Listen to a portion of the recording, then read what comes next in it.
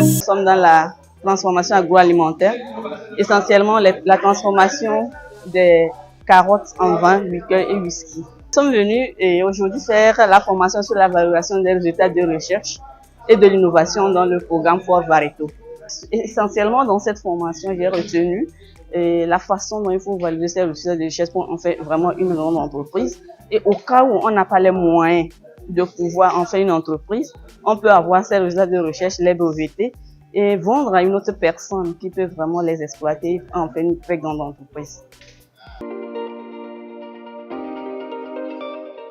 J'ai vu les limites des pirogues en bois. Donc je me suis tourné vers les pirogues en acier et je les ai rendues insubmersibles, c'est-à-dire qui ne coulent pas. Donc lorsque vous êtes à bord, vous pouvez naviguer en toute sécurité sans couler. Mais il faut arriver à valoriser, comme le titre de la formation le dit. C'est beaucoup plus au niveau des autorités de mettre en place des systèmes de financement pour réaliser de vrais prototypes en grandeur nature pour des essais.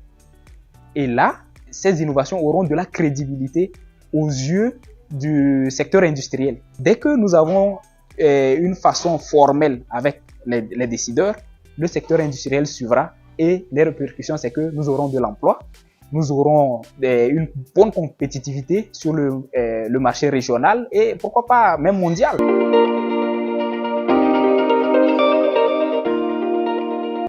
Cette thématique a eu pour objectif, en fait, de permettre aux chercheurs de se familiariser avec la démarche entrepreneuriale qui permet non seulement de valoriser leur recherche au niveau entrepreneurial, mais également d'apprendre un peu ce que constitue cet environnement entrepreneurial afin de développer des relations complémentaires pour valoriser leur recherche de manière économique.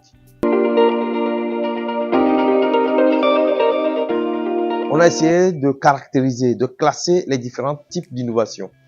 Et en deuxième position, nous avons essayé de voir comment, de manière pratique, on pourrait financer une application pratique issue de la recherche ou de l'innovation.